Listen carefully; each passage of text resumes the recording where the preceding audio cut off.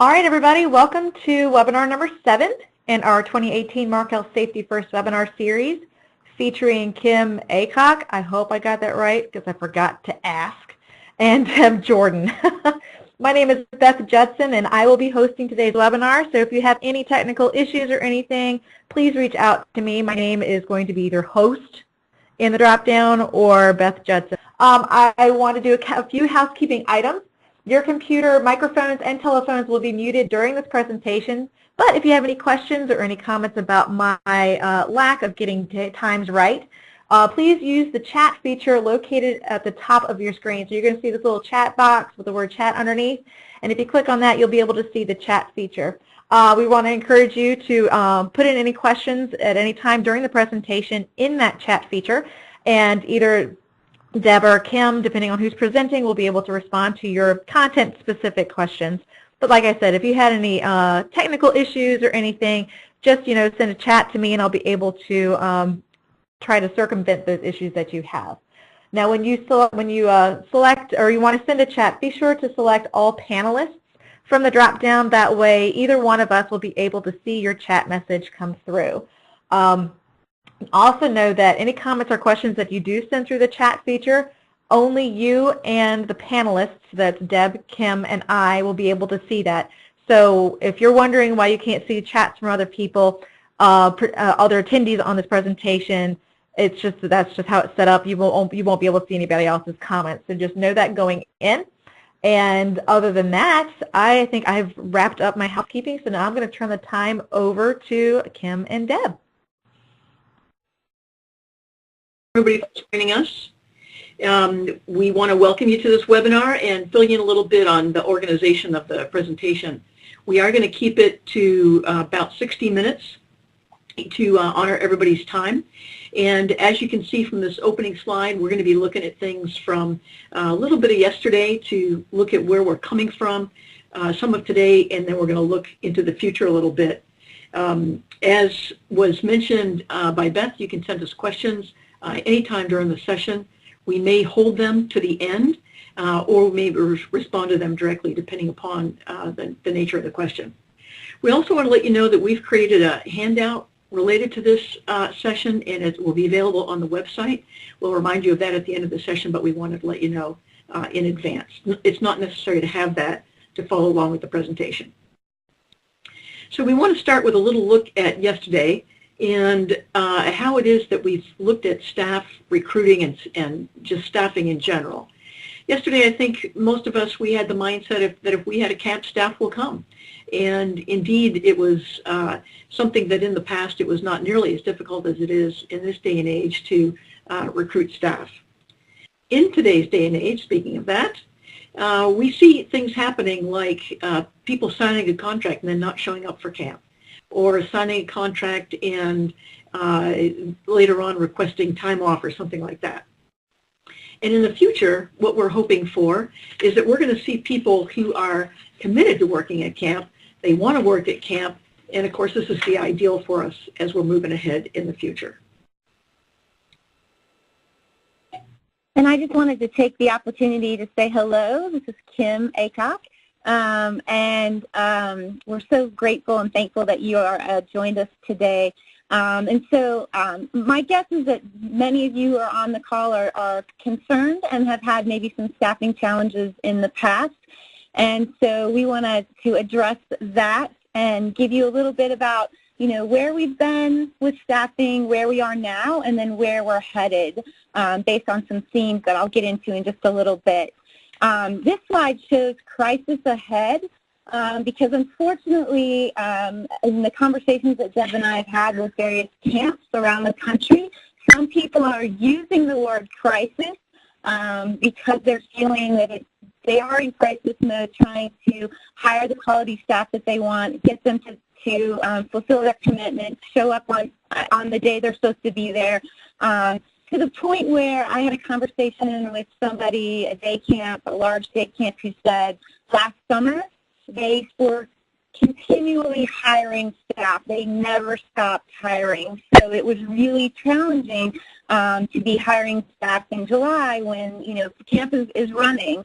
And so the parents actually made a comment at the end of the summer and said, "Hey, what's going on? This is not what we remember." And so the director knew exactly what it was, that it was a struggle with staff to keep the consistency of staff.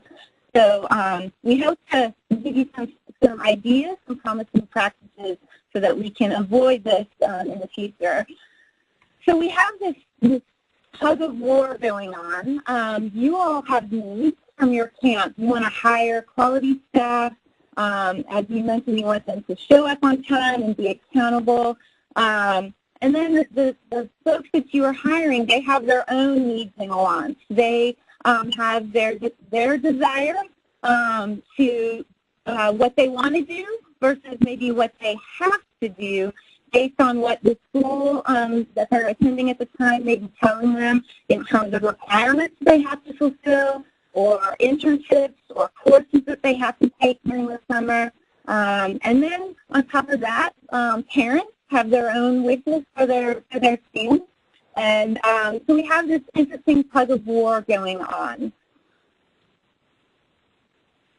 So one of the things that Deb and I wanted to mention, just so you have an idea, many of you may already know, and I know there are some familiar faces on this call, so you may already be familiar with the ACA task force that was created about a year ago that's called Project Real Job. So our job, and Deb and I happen to be the co-leaders of that task force, we are taking a look at all the different stakeholders that we mentioned, your perspective as camps, higher ed, students, parents, and then also we wanted to throw in the employers. So everyone has a stake, but one of the common threads, if you notice, between all of the different groups is that it all has to do with career readiness. And everybody wants to have, the students want to find a job and have a good career. The higher ed wants to send their students and prepare them for that career. The parents want their kids to have that successful career so they're not living at home. And then employers need to have the applicants who are ready to be successful in career choice. So we're going to break this session up into different categories. So we're going to look at the yesterday, today, and tomorrow from the college and career perspective. Sorry, Kim. No problem. The second big category that we're going to look at is recruitment. And then our third category is communication. And again, all of those will go from the yesterday, today, and tomorrow. And one of the things we wanted to mention about the tomorrow, there are some camps who are already, I would say, sort of in tomorrow. They're really forward-thinking and really on top of trends and things like that. And so some of the things that we mentioned camps may already be doing. But if you're not doing that, we want you to sort of put your George Jetson mindset on. Who would have thought years ago that we would have cars that are driving themselves? And that's what we have today, and it's going to continue. We're going to see the future is very uncertain what's going to happen. So we have to keep an open mind and think ahead so that we can find and attract those quality staff for our camp programs. As Kim mentioned, we're going to be looking at 4 different areas. And the first one we're going to talk a little bit about is college and career and how people looked at that in the past, how we're looking at it today, and then what tomorrow might be bringing in terms of how people perceive what college is about. So in days of yesteryear, college was perceived as being a good education. That's why people went to college. People recognized that going beyond a high school degree was something that was important. But again, the primary reason for going to college was to get a good education so that a variety of different jobs were open to people when they completed their degrees. We also, in addition to college, we also had vocational technical schools that were pretty popular at the time, helping people to develop skilled trades. And both college and VOTech schools were equally acceptable. people went in the direction that seemed most suitable for their own interests and desires, and both of them were considered as reasonable things for people to go into. Well, we also recognized that people back in the day realized that when they completed college, they probably would start at the bottom of the ladder in terms of work and recognize that they had to work their way up to the top. Things are a little bit different today. In addition, employers were looking at not only college degrees, but also different types of work experience that people had. And employers at the time were happy to see any kind of work experience, camp included, because it demonstrated people's commitment to work, a good work ethic, time management, personal responsibility, and those sorts of things. At today's time, we're seeing that college is really being perceived as helping people to get a good job. So in the past, we saw it as being something that was educational and would be for the good of all citizens, if you will. Today's day and age, it's all about getting a good job. I work at a university, and we get a lot of pressure from parents as well as students who tell us that their parents want to ensure that whatever they're majoring in will get them a good paying job when they get out of school. One of the things that we find, however, and Kim and I have discovered this through a lot of the work that we've been doing, is that as we're looking not only at today but into the future as well, that jobs are out there, but graduates sometimes, because they're so job-specifically focused, are not necessarily ready for what the requirements of those jobs are. We've discovered that one of the things that employers are looking for, that colleges and universities may or may not be particularly good at teaching, are these four major categories. Being a creator or having creativity, where people can produce high quality work. And students do learn some of that in the work that they do in group projects as well as independently. Working as a collaborator and being able to work with others, quite honestly, depending upon the major that they go into, that's going to depend on, for instance, how many group projects they might work on and how much they work together and have to figure out decision-making and group problem-solving skills. Communication is absolutely crucial. Again, some students get this more than other students. In some cases, again, because students have such a focus on getting a good job that even though they may be learning some of these things, it's not necessarily sticking with them. In the fourth C of 21st century skills is becoming critical thinkers, learning how to solve problems, learning how to think conceptually, seeing the big picture, and being able to break things down into parts so that they can better understand how they fit together. One of the other things that we're realizing about recent college graduates these days is they job hop, where yesterday, years ago, people would take one job and stay with it for 20, 30, even 40 years. In today's day and age, we're seeing young people who in the first 10 years of their employment probably change jobs 3 to 5 times. In part, that's because they are looking for promotion, they're looking for something that is a fit for them. They're not sure that what they went to college for is actually what they're interested in. So they tend to move around quite a bit, which can make it problematic, obviously, for people who are doing the hiring. We're also discovering that students these days think that they should be hired immediately into supervisory or mid-management positions, not recognizing that starting from the bottom and learning all of the positions is something that's important. This can be something that can be problematic because they think they know so much more than they actually do. So they get to a point where they don't know what they don't know.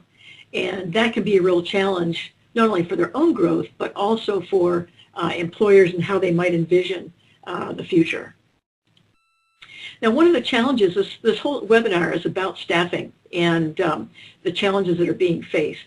And if you'll take a look at this particular slide, the red line that started at about 50%, it went up in just before 1982 or so, and you can see in the year 2017 how low that red line is.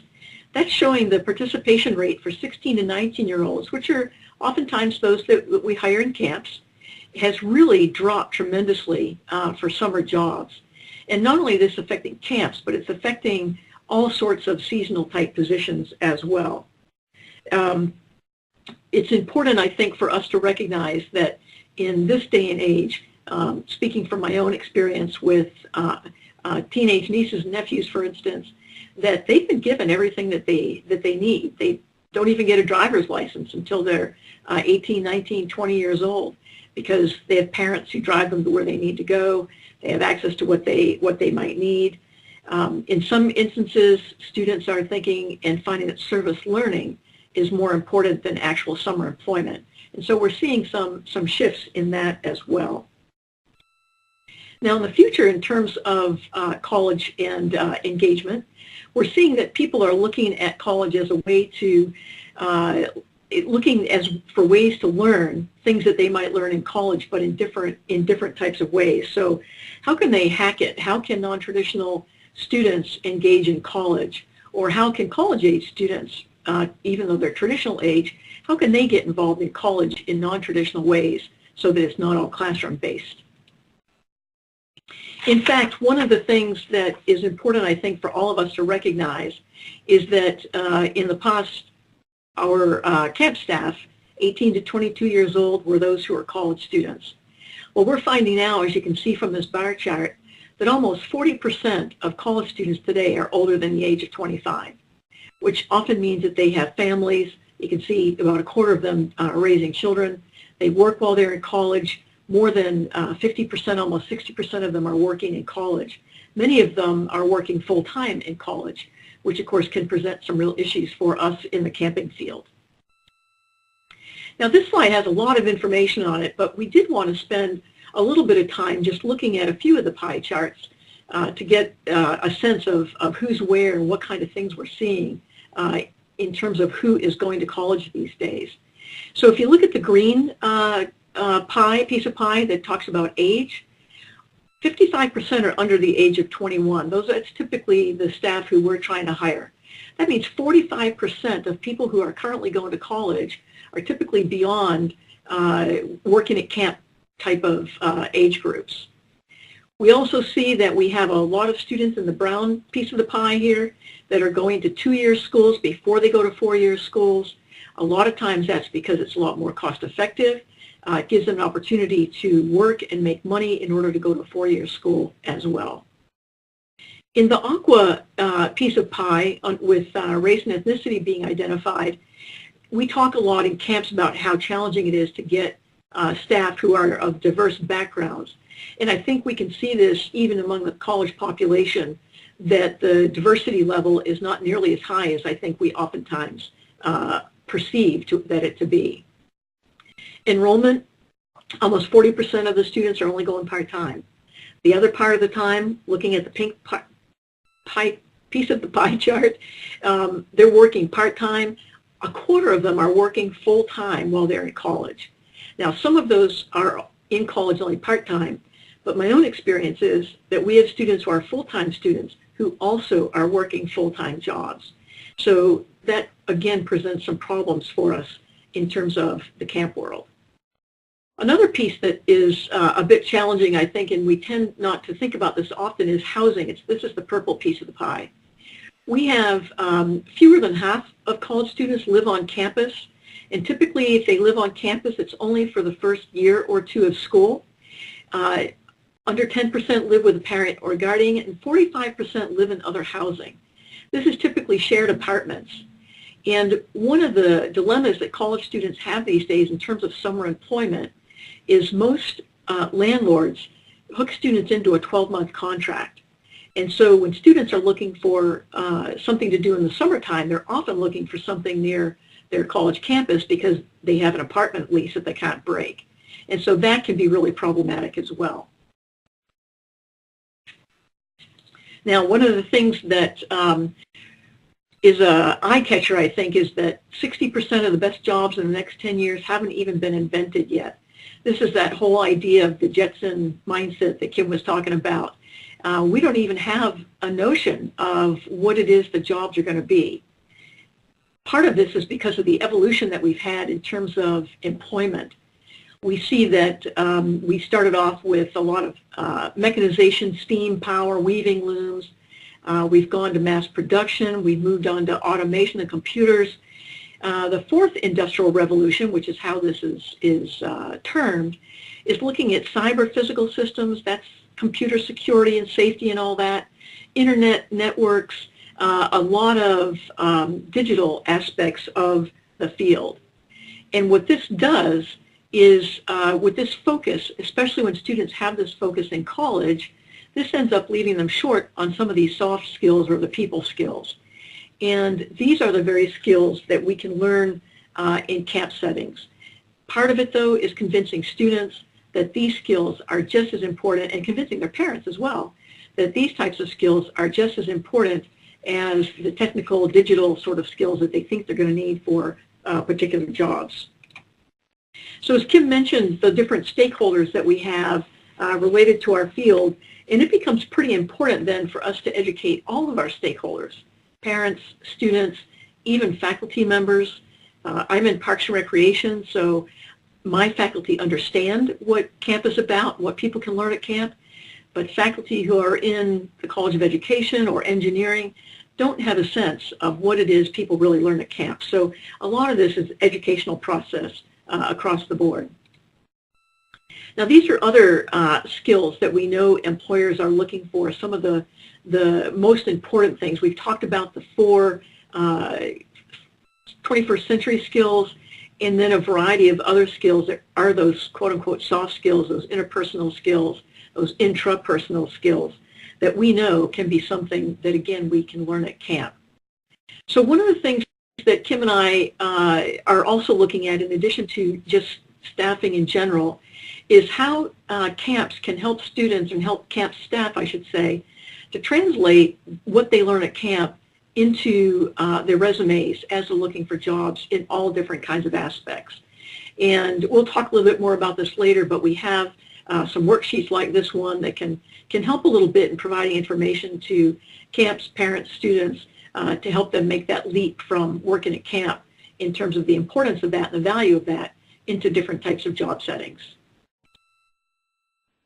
Okay, thank you, Deb.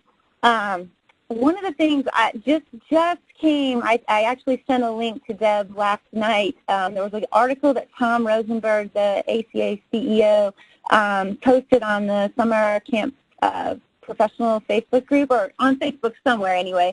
And it was exactly what Deb was talking about those soft skills, and that jobs, as we mentioned, it's an uncertain future in terms of the job market and things like that. Because automation and technology are going to continue to improve and get better, so many jobs are going to be obsolete because they all have machines who will take the places of humans, unfortunately. So those people who are going to be truly competitive in the job market are going to be those people who have those soft skills. So we are, on the handout, we are also going to give you a lot of links to some of the resources that we consulted, and so we'll be able to put this one on there for you so that you can take a look in case you haven't seen it yet. But it's very interesting. So I'm going to take the next bit here and talk about recruiting. And I know some of you are already in that mode, getting ready to, or recruiting, getting your plan in place. So if we look at recruiting in terms of the past, what was sort of the good old days in recruiting, we had, as Deb mentioned earlier, if you have camp, staff will come. And so I was a camp counselor for many years, and so this would have been me probably. So many of you are, it would be interesting if we were able to have a show of hands, those of you who are still using career fairs and summer job fairs.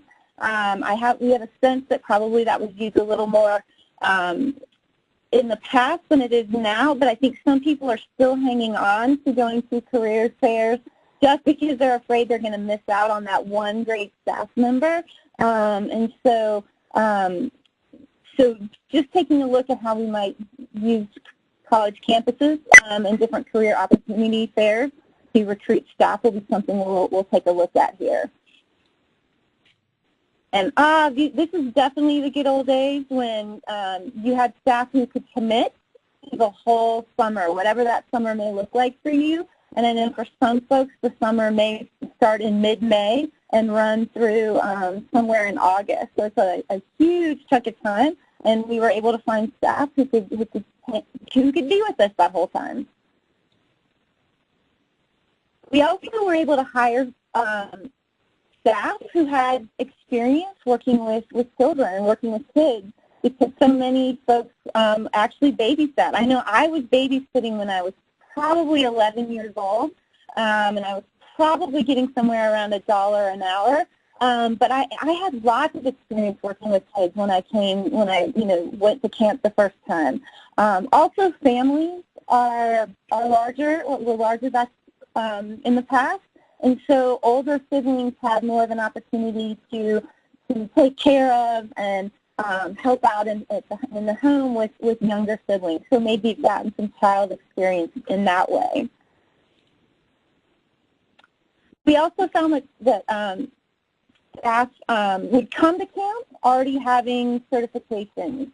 So I can remember actually getting my WSI, my lifeguarding class in college, and then presenting that to the camp director saying, hey, by the way, I've got these certifications. And then the next thing I know is, I am the waterfront director. So, but it was something on my part, not on the camp's part.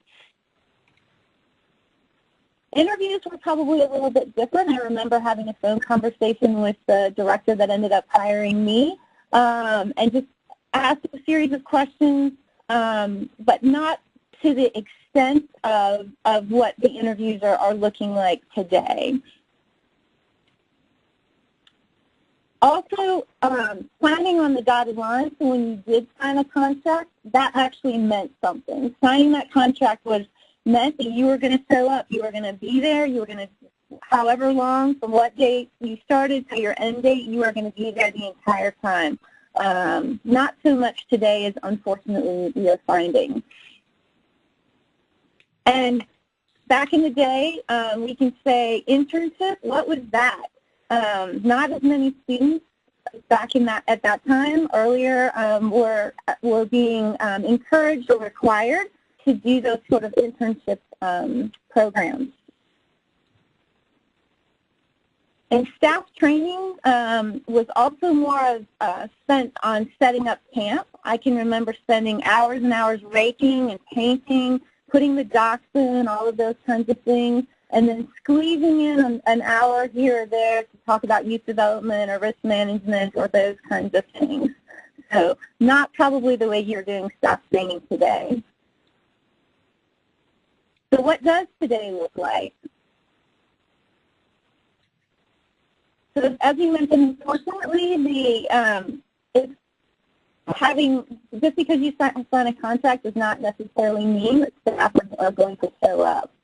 So there's a lot of competition today that you're going to have to hit. So there's travel, whether it's domestic or international travel, study abroad kind of programs, taking courses online either to catch up or to get ahead. Lots of family reunions during the summertime that are pulling staff away.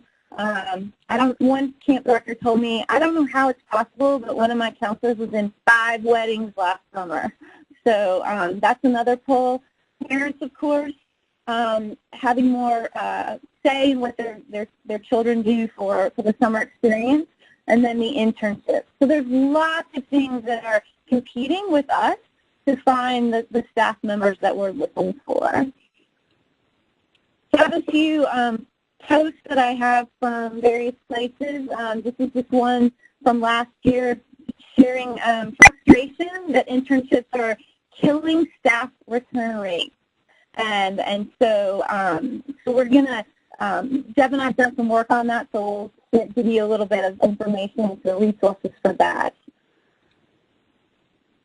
Many of you are looking for places to advertise online, especially. We did not put Craigslist on here. I'm sure that's one place that is still being used. Indeed is a very popular one.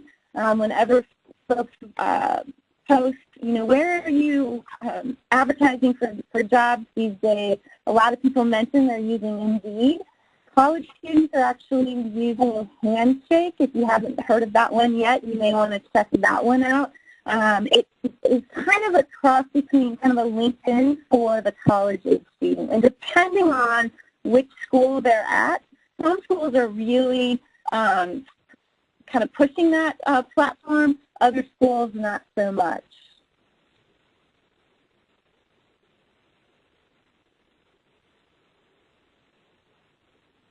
These are two that have come across our radar. The backdoorjobs.com was actually on ACA Connect this weekend. Someone posted that they've had fairly good luck posting jobs there. And I just put the little tagline of what that site does or what kind of jobs they're posting. And so it definitely fits into the summer camp category. And then the other one is Way Up. And that one is, it says find your dream job or internship. So that one might be another one to check out. One of the things that we wanted to mention, some of you may be using other places to post your job openings, is that through the ACA Job Connect, they have your job center, I should say, is you can actually, there's a price for posting one job, and there's a subscription price, so you can post actually multiple jobs from the day that, let's say you said today you're going to start posting jobs using the subscription price, you would have unlimited postings from now until August 1st of the next year, which in our case is in 2019. And the great thing about this is that the work has been done on the back end so that Google Jobs, people who are looking for jobs and seeking jobs using Google will actually catch job postings by the American Camp Association. So on the next slide, to prove that this does work, Deb and I actually both live in North Carolina, so I just did a job search for summer camp jobs North Carolina, and this is what I got. I just did this on Saturday, and so you can see that two of the job postings were picked up, were postings they were on Google but were originally posted on ACA's Job Center. So that might be something for you to consider as well. And just to toss in there, again, I work with college students, and when I ask them where they're looking for jobs, summer jobs, and any other kind of job, the first thing they mention is Indeed, and the next thing they mention is Google Jobs. The students use the Google platform for all sorts of things. So the fact that ACA's job postings now are being picked up by Google Jobs is sort of a 2-for-1, if you will, and something that might be worth taking a look at if you're not already taking advantage of that. And so the other sort of conundrum that we're facing is I may not get back to you if you reach out to me. And so another acronym for this that is NCNS, no call, no show. And so college students today are Deb, if you want to go to the next slide, thank you. This whole idea of ghosting, so not just not showing up for the job, but actually having an interview, and maybe they're supposed to show up to camp for the interview, or they're supposed to call in for the interview, or the camp calls the applicant, and nobody's there, nobody shows up, nobody let them know that, oh, by the way, I'm not going to be able to make my interview time. So this is something that unfortunately has become more widespread than we'd like. And Deb and I had a chance to talk with a group of students at the Southeastern Fall Conference about a month ago, and we asked them, what's up with this? Why are we seeing this? And their response to us was, because there's just so many options out there, they're always looking for their options and trying to find the best option, and so they're applying to many jobs, not just one or two jobs. And Deb has actually shared with me that her students have said they may get offered two jobs, and they may actually take those jobs and then decide later which one they're not going to show up at. So I don't know, Deb, if you want to throw anything else about that. Yeah, when I ask my students, because to me it's unethical, and I think in yesteryear, that was our position, that when you accept one job, you take that job and you show up for that job. My students, as Kim just mentioned, many of them will accept two jobs and then later on decide which one they want. When I asked them what's up with that, they talked about being afraid that if one of them fell through from the employer's end, they wouldn't have a backup plan if they hadn't accepted two different jobs. Some of it is related to background checks, which I always find sort of fascinating, because when I ask the students, have you done anything that you're worried about in your background? And they say no, but they're so fearful that something will pop up out of nowhere that they accept two different jobs just in case one should not work out. And as Kim mentioned, there are so many options out there. Sometimes they do serial acceptance, if you will. So they accept the first job thinking that, okay, at least I have one. And then a week later, 2 weeks later, somebody might offer a job and they accept that one because it's a little better than the first one, and so they might want that one more. And then somebody else offers a week later and they accept that one because that even fits their interest even more. And then the problem is that either they don't go back and tell the first two employers that they're going to step out of the contract, and so they end up ghosting those employers. Or, of course, the employers have already counting on those particular staff for showing up, and they find out a month after the student has committed that the student wants to uncommit. So some of it is the option, some of it is the fear factor on students in terms of why they're doing this. And I got to tell you, I'm having a heck of a time explaining to them why it's unethical to accept more than one job at a time. For them, it's a backup plan. Well, this just shows an example, this particular slide shows an example of somebody who had a staff member who did not show up, and so they put a post out there to see if they could borrow a counselor from another camp just for a week or two. So that's what we come to.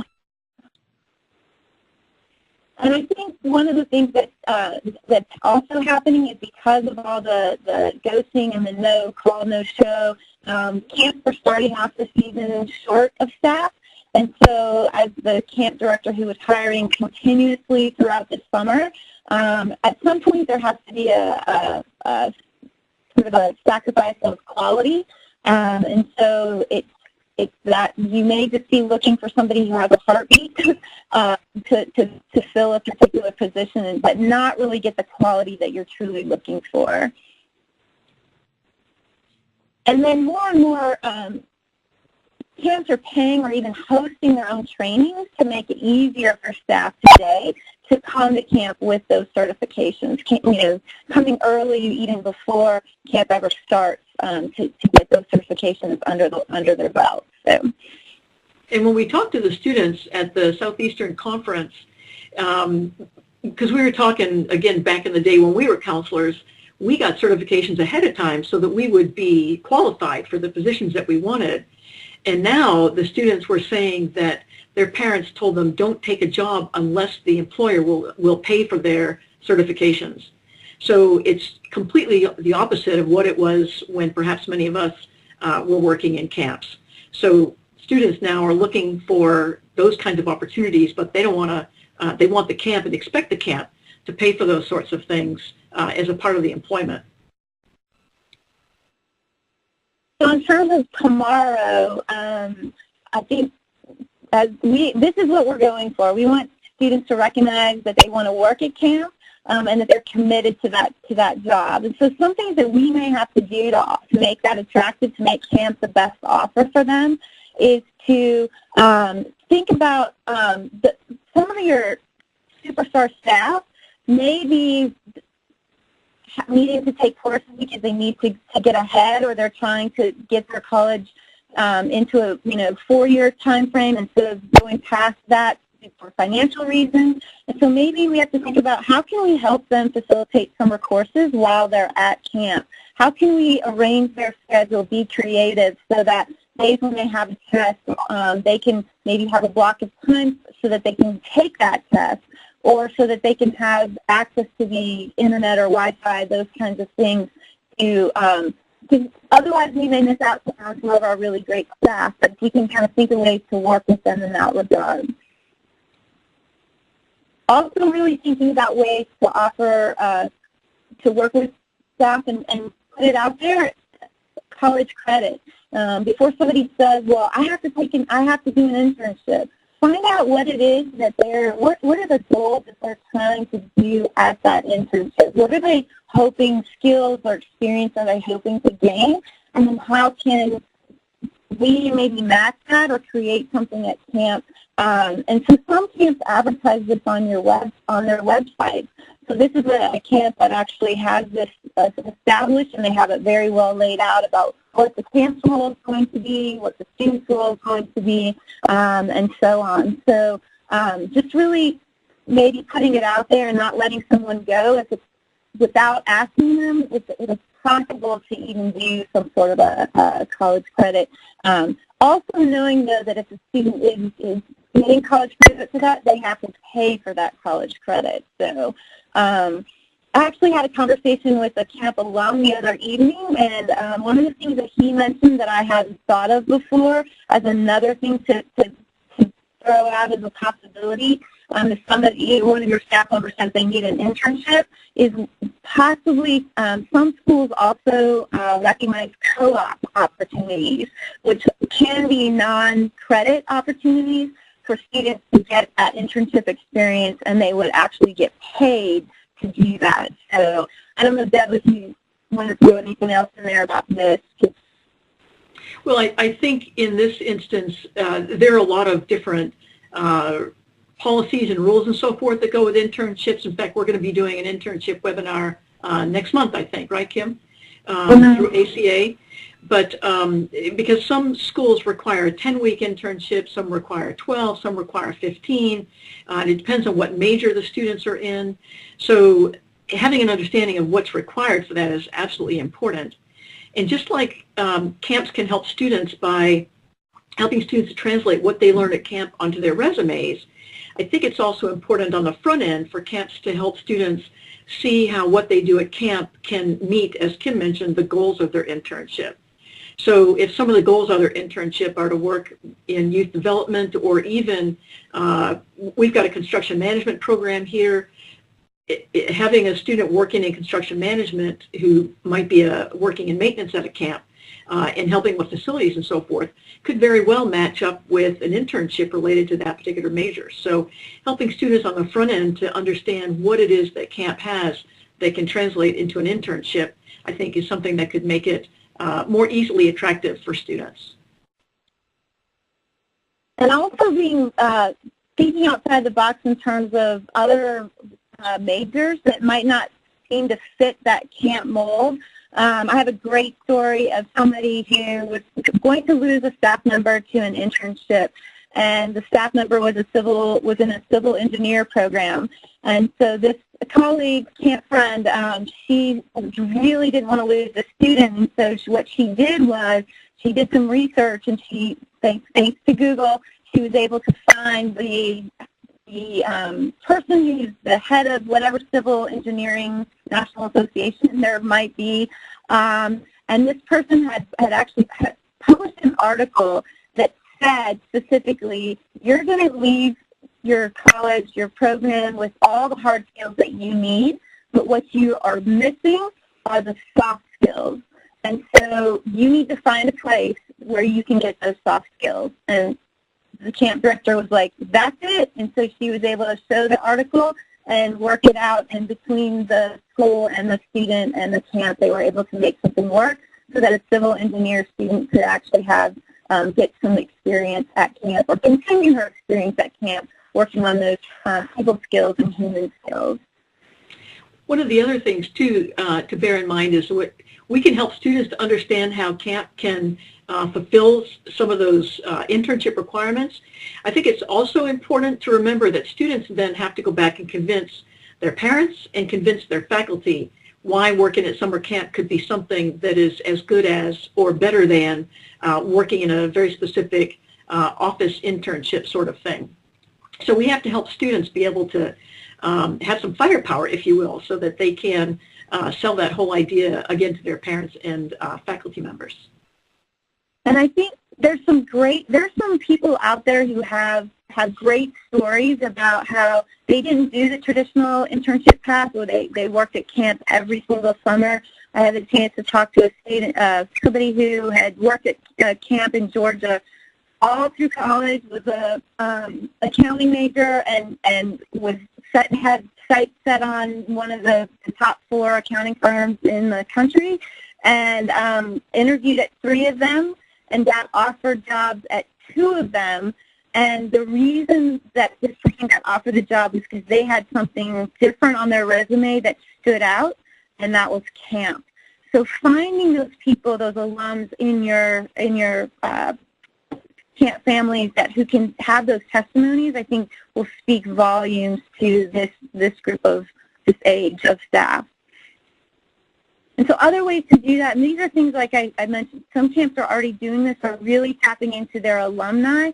So maybe somebody who does have to have that law firm internship, maybe there's an alum who can help set that up and who could be the place where they do their internship. And maybe they started in May, and then they go work at camp for the season, and then they're able to finish up their internship in August. And so the great thing about alums is they understand the camp schedule, and so can maybe be more flexible. But don't underestimate the power of the alums. So they can start out with their briefcase and turn into a backpack in the summer, and then back to their briefcase.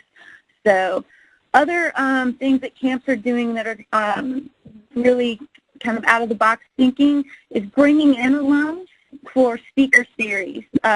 One camp that I know does this, they do it every week during the summer. It's an optional thing. They do it during rest hour, but they're exposing their staff. So this is an investment piece of all different careers that are out there, and then also the alum are speaking to specifically how is what I learned at camp and working at camp, how does that play out in my job and career today?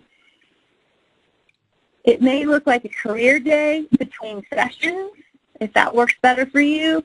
I know a camp who does father-son weekends, and many people do father-son weekends or mother-daughter weekends.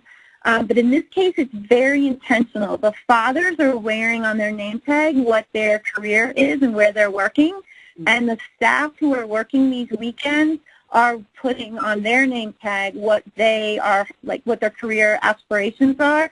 And so then they're making time throughout that weekend, maybe during meals or other opportunities, for the fathers and the staff to connect about career opportunities.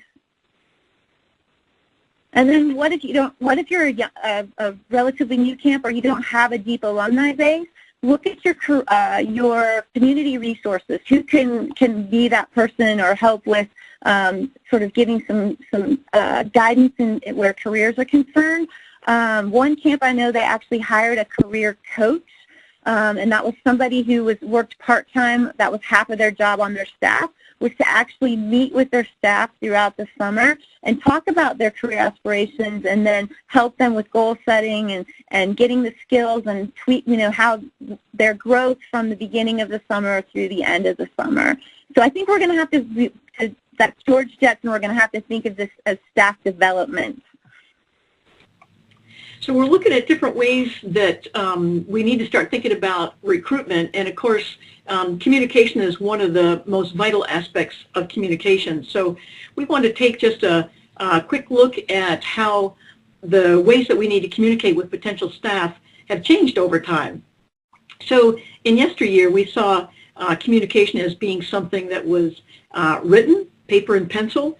We sent things through the mail, and when staff received contracts or letters of interest or whatnot, they filled out the forms, they sent them right back, and again, it was all in writing. And I don't know if that seemed to make it more a heavy contract because they actually had papers they were signing, but of course we don't do that anymore. And in addition to using the post, we actually also saw both camps and potential staff calling and talking to each other on the phone. So in many instances, potential camp staff would call the camp to ask for additional information. And again, we're not finding a whole lot of that in today's day and age. In fact, in today's day and age, we're seeing most things being done through the internet, where everything is done online. The job searching is done online. The job requesting information is done online. The job applications are done online. So the interesting thing is that even though communication through online sources is so much easier and quicker than it used to be, it seems like we're having increased challenges in terms of getting people to respond to those sorts of contacts. So one of the things that we discovered from talking to students and people who are potential staff age is that they use texting a heck of a lot more than they use email these days. So it becomes important to actually text a student first to tell them they have an email, so they'll go in and look at their email to see whatever the message is. The good news is that young people are perfectly willing to give their phone numbers to receive texts, and as long as they're not bombarded with them, they are something that they'll respond to. So it might be something that camps want to take a look at in terms of having a camp phone number that is used just for texting back and forth as a way to stay in touch and to get in touch with staff. But they don't check email regularly. They do pay attention to texts. We also find that a lot of staff are using Facebook, and of course a lot of camps are using Facebook to help staff stay connected. I've had students tell me sometimes, though, that they see Facebook as something that their parents use to stay in touch with other extended family members. So it's not always something that they go to look for camp information, but they do use it as a way to stay in touch with staff who they've met from previous summers.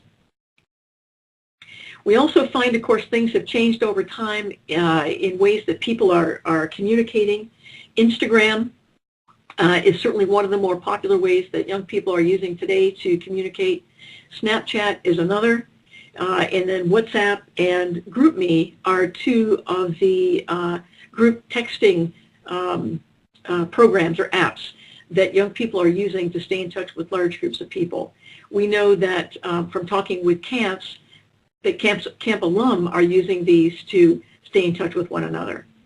One of the things that Kim and I have talked a little bit about, too, that we've heard just a few camps looking at this, is for camps to maintain these sort of GroupMe and WhatsApp connections to reach staff all at one time with similar types of information.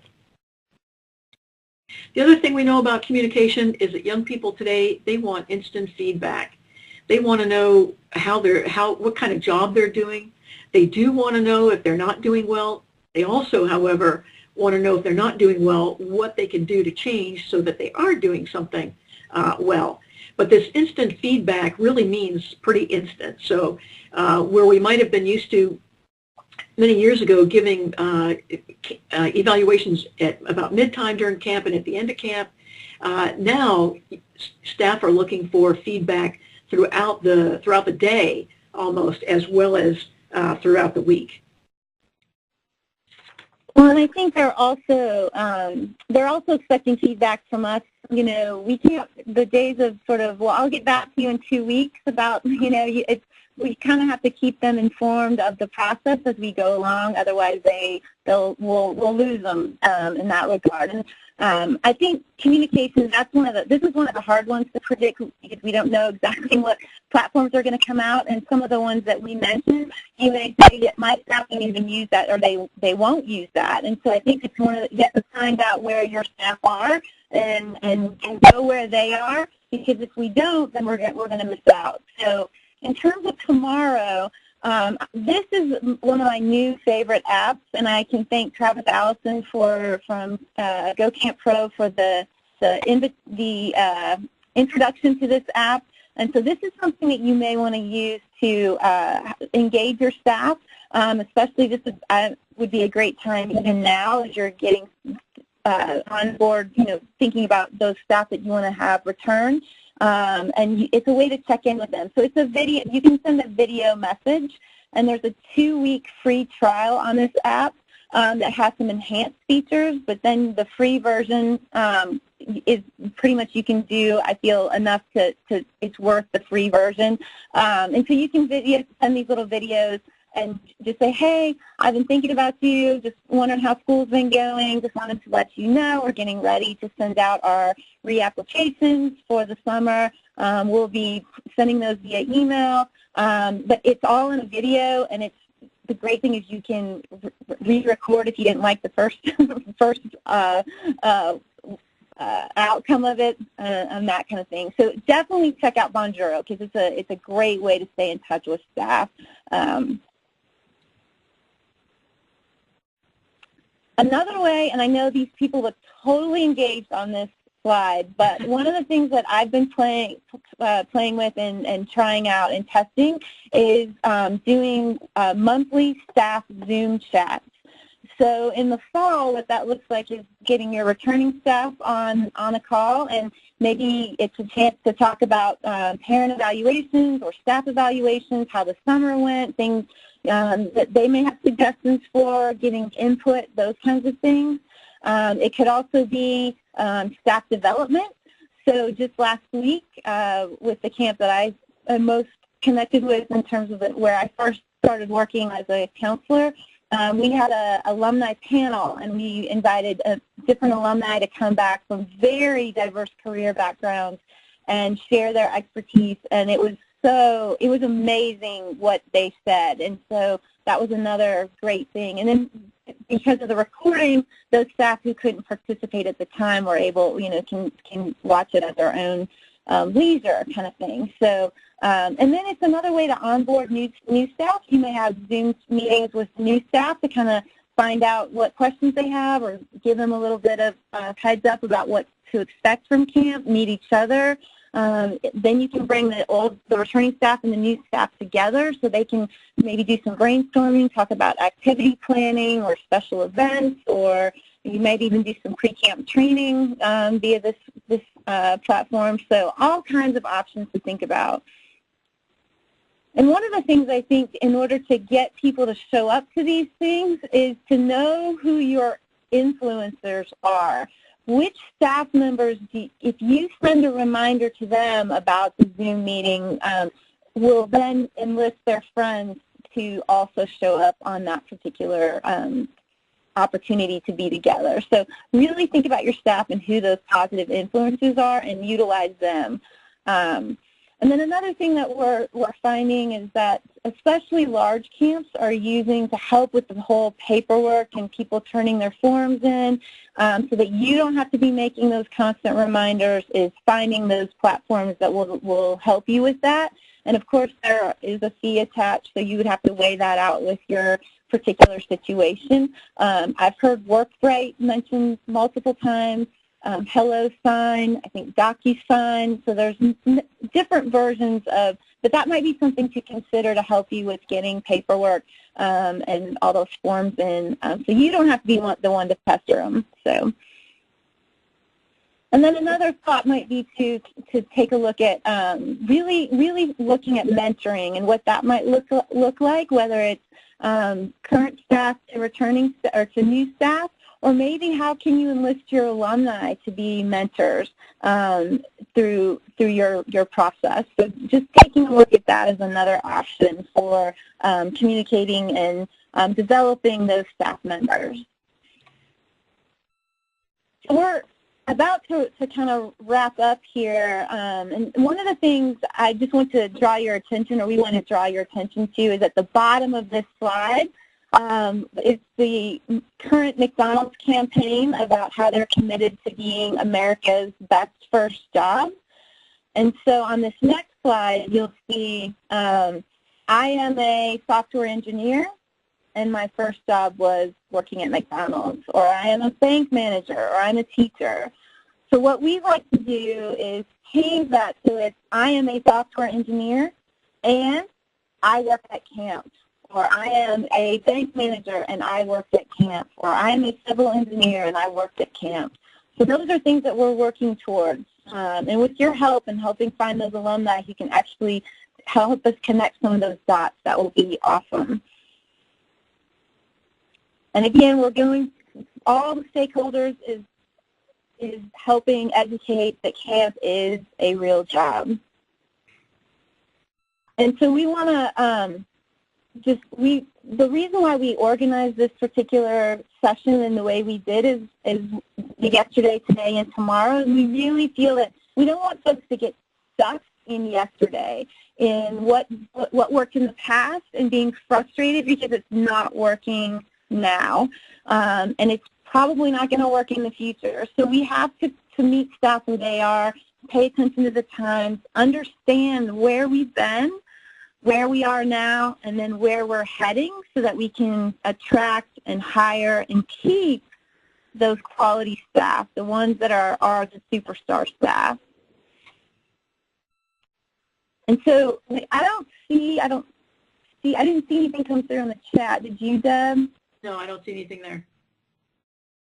So we'll just stop talking. How's that? So we can have a moment. Hi, ladies. This is Beth. Sorry, there were a couple questions, and they sent them directly to me. Okay. So I'm going to go ahead. Actually, let's see. There's one. I answered that one. Jean asked a question. Is there a maximum number of participants on Zoom meeting? There is for the free version. There is. I think you can have as many people as you want, but you have to have. I think they limit you to like 40 minutes. Correct. Or if you have more for free, yes.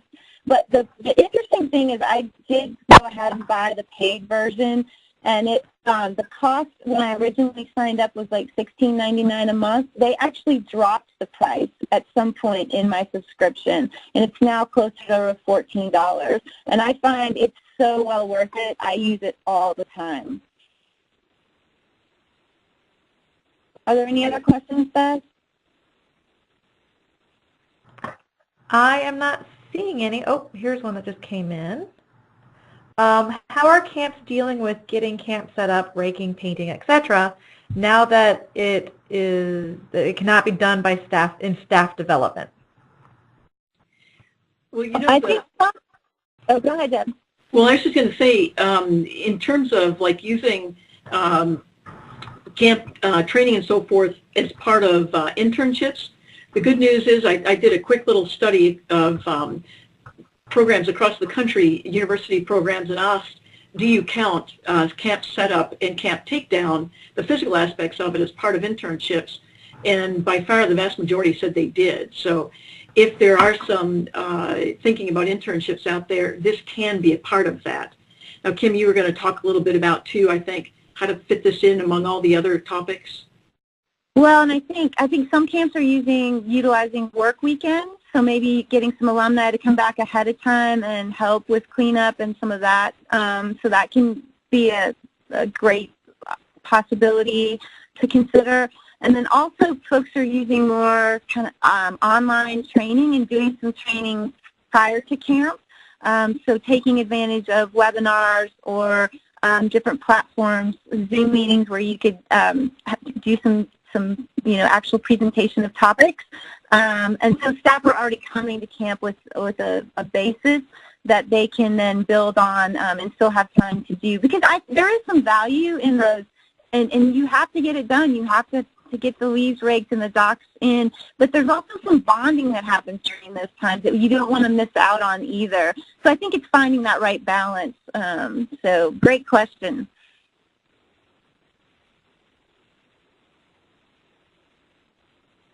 Beth, anything else there? Yeah, I was trying to send them to you, but I can go ahead and read them. I am okay with that. All right, let's see. Amanda wants to know, do you know if Way Up or Handshake is operating in Canada? I could only find information on partner universities in the U.S. That's a great question, and I personally don't know. I haven't had anybody ask that before. I do not know the answer to that either. Yeah, that's a good thing for us to look up, though, Amanda, so thank you for asking that. Well, and it may be something that you can share with your network in Canada and see if other people might know the answer to that question. All right. The next one, oops, I'm scrolling here. Okay, the next one is from Nina. And she says, any suggestions on giving instant feedback? Our staff are often with kids, and it's hard to give them that feedback in the moment. Yeah, I think, the feedback can be a simple a high five sort of a thing. It could be even as simple as a smile and a good job as you're walking by somebody. Certainly if there's a concern about them not doing something the way that you want them to do, that's something that would have to be a pull aside. But the in-the-moment kind of stuff, I think, are those small, very personal types of contacts. And then if it's possible, when, as administrators, walking around in the early evening and so forth, and being able to give a little bit more in terms of that feedback is something that would be very welcome by staff. And I think also finding out what ways, and this is a question that I would ask staff prior to the start of the summer, maybe during pre-camp training, is when you're meeting with them on a one-on-one situation, is find out from them how do they like to be approached, how do they like to get feedback, and find out what their method is, because I think different people like to be approached in different ways. Some people might like it verbally, some people might like it in a note, that kind of thing. But I think just having that conversation so that you can then, try to calibrate to their specific method, what works best for them. And then also just thinking about how you can integrate feedback, as much as you can, because that's what this generation, that's what they're looking for, that's what they're used to. So we could actually do a whole session on that. So thank you for that question. All right, Nina had a quick follow-up to her question, and she asked, is it appropriate to text feedback? That would be, I would say that would be, I guess it depends on what in your culture. If you have, if you're texting staff already, I don't know. I think that's a totally a personal preference. Do you have any thoughts on that, Deb? Yeah, I think it's a personal preference, and I think, quite honestly, that staff would take that better if it were positive feedback. If it's something that needs to be addressed a little bit differently, then I think more of the in-person kind of stuff is going to be what's mostly welcome. So as Kim mentioned, if you already are texting staff in terms of just touching base, see if they need anything or whatnot, then by all means shooting them a, hey, I like the way you're doing this, or I'm, was glad to see you do that, would probably be something that's welcome. But the other type of feedback, I think we need to think about other ways so that people aren't getting caught up in negative thoughts about their behaviors, because we want them to be positive, of course, through all their interactions. And again, I think that's something that you might want to talk with staff about. But an occasion, hey, great job, could be something that makes their day in terms of sending a text like that. All right, we have 3 more questions. One's from Tim. He says, I have ironically found that job fairs are making a comeback for recruiting. If I can interview a prospect in person and offer him a job on the spot, contingent on a background check, etc., they commit to us. I find the in-person conversation builds more sense of loyalty to us versus accepting multiple online job offers and ghosting the ones they ultimately don't choose. Others have a similar experience? I think that's an interesting. I think that's a great point, because one of the things, if you look at if you take a look at generational characteristics, one of the things about Gen Z, which is the college-age staff that we are currently hiring, even though that they are very, very, very connected on their devices and through all the different apps and messaging methods that are available, they still are hungry for the face-to-face interaction, because they just don't get it enough. And I'm sure you've seen many articles about how we're so connected but so lonely at the same time. And so having that person, and that's what camp's all about. You're really, so I would love to think that career fairs are making a comeback, and so that's awesome. One of the other things that Kim and I have been hearing from a number of camps is that they may go to the large career fairs, but they also will try to get connected with a particular individual or department on campus to set up a table, recruitment table, in a high traffic area in different buildings on campus. So there's not as much competition during that recruitment stage, and that seems to be successful for some folks as well. All right, two more. So Kathy asks, what else is the ACA doing to promote camp employees to the outside world? That's a great question, and Kim and I are working with Tom Rosenberg and Henry DeHart. Henry DeHart. Who is the COO now. He's brand new to ACA. He's been there, I think, just for a month or so. And they're in the process of hiring a new ACA-wide marketing person. And all of them recognize very much the need to, like you just said, advertise ACA and it's the whole camping profession to outsiders, if you will, because we all know inside, you know, the benefits and all that sort of thing, but we really have to educate others. And I think we're going to see that push in the next 3 to 6 months here.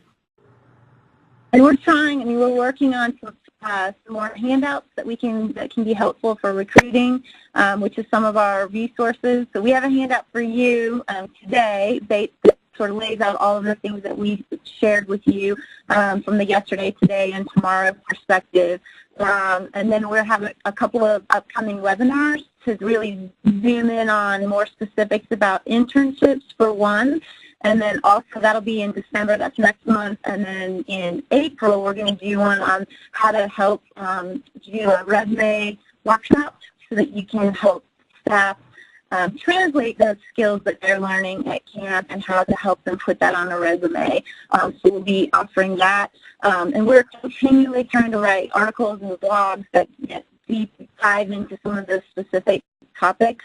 And these are examples that Deb's showing us right now, some of the handouts that you may have already seen. So this is a great one because it's talking points if you need to have that conversation with your parents. Hey, this is what I'm going to be learning at camp. This is a great one. Or to your college advisor or professor, this would be a one to use. There's another one that kind of lays out the 21st century skills and what that might look like at camp. So something that the scenario at camp, and then also this is the translation of your camp experience to future employers via a resume. So these are all already available. They're downloadable free on ACA's website. We'll include that link on the handout. And then we're going to try to give you some more resources in the months ahead. So. And just a FYI, Kim mentioned the webinars we have coming up in December and then in April, and those are through ACA. So if you're interested, go to the ACA website and look up their webinars, and you'll see information there. I think there was one more question, Ben. Yes, we do. Let's see, it's from Janie, and if I said it wrong, I apologize. Do you recommend a first contact method other than email to start the hiring process? We have seen a lack of motivation for response via email, call, and mail. Would texting be appropriate for this first contact after the application has been sent in? In talking to my students, I would say absolutely. They are texting back and forth all the time. That's their primary mode of communicating with people who are not within visual distance. And so yes, if you've already had that initial contact in terms of the application back and forth, then a text is more personal. They'll get it. It'll be something that if you do send them an email after that, you can tell them check your email because there's more information there for you. But absolutely, I'd go ahead and send them a text. And it might be something that you could add to your application. Is it okay? Is it okay if I send you a text to get the conversation started or something, or give them a little bit of information about what your system and process is so they know what to expect in terms of how to communicate with you?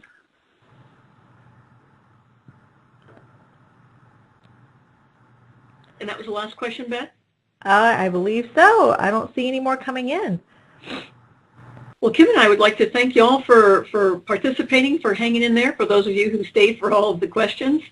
And please, you see our emails up there. If you have any other questions or comments or information that you'd be willing to share about how you're doing things at your camp, please feel free to email one or both of us so that we can begin to share those sorts of things with others as well. Yeah, and I would second that. We are more than willing to help and try to. It's a big